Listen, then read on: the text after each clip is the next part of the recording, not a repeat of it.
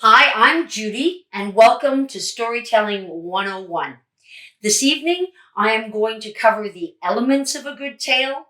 I'm also going to give you a little bit of the history of storytelling and the different methods or types of storytelling, as well as it's my hope that by the end of this workshop, you'll have some techniques and tools that you can use to share your personal tales with others.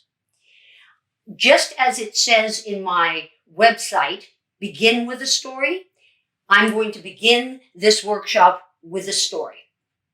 It's a very short story, and it's called The Other Side.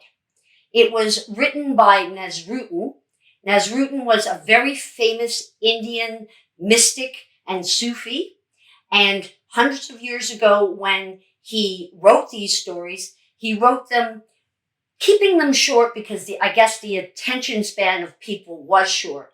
But it was also, he wanted to add a little humor, and as well as he had a really interesting perspective or an insight into the human being, which is why I'm starting with this story. This story is called The Other Side. One day, Nasrudin was walking down by the riverside. He found a lovely place by a tree to sit and ponder the big questions of life. After sitting there for a while, he heard someone, it was a man, call to him. And the man said, "How do I get to the other side?" Nasrudin sat for a moment and pondered this question. And then he raised his hands and he said, "You are on the other side."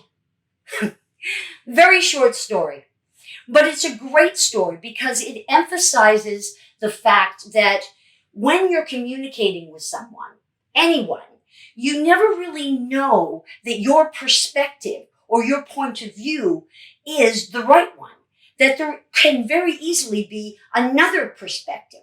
So it's a wonderful story to share if you're ever in a communication workshop or you want someone to understand that they just don't see what you're seeing. It's a very good story that way. Now I'm going to give you an overview of the workshop.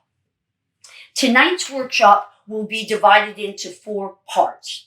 The first part I will be telling the methods of storytelling. The second part will be the different types of stories.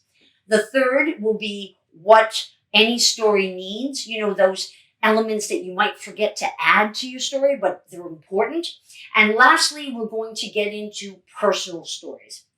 Now, when I get into the personal stories, I'm going to give you some techniques and some insights. But throughout this workshop, I'm going to be sharing stories so that you can start listening for those things that you like when hearing a story and maybe incorporate it in your own personal tale. What any story needs.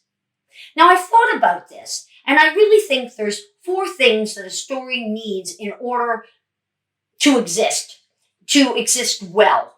And that is the parts of a story, the heart of the story, the point of the story, and who is it for? The heart of the story.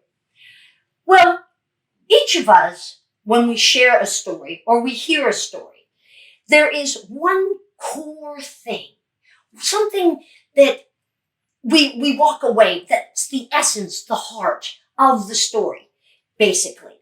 That's the thing to keep in mind when you are creating your personal story. What is the essence for you? What's making you want to tell this particular story? Your perspective can't be my perspective, which is wonderful because even though I want to make a connection with you, I can't grow if everywhere I look, it's the same perspective. I can only grow as a human being if I can listen to different perspectives, different voices out there. So what you have to share is just as important as anyone else because no one's had your particular life. If you find your passion and you share it authentically, then you found your voice.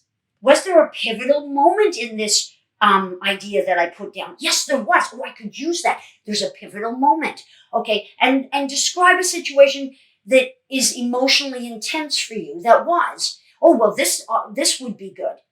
So now you've deepened what you can now talk about because you realize you have these kind of connections that you can make with human beings. Most human beings have experienced those things.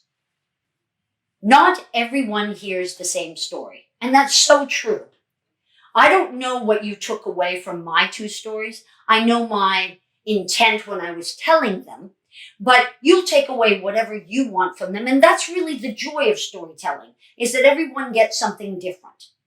Adding voice and gestures. Well, I hope you saw that I used various voices and gestures and that you were able to think about how you might take your personal story and add little nuances. The wonderful thing about voices and physical things is they fill in things for people to make them larger. And that's really helpful. And second last is don't make it all about you. As I said, with the cathartic experience, if something is too emotional for you, still don't do it right now. This isn't about you sharing your upset. It's about you connecting with someone and saying, I have an understanding of upset and I can connect with you and we can hold that together and see it as a human experience. Have the courage to find the storyteller in yourself and begin today.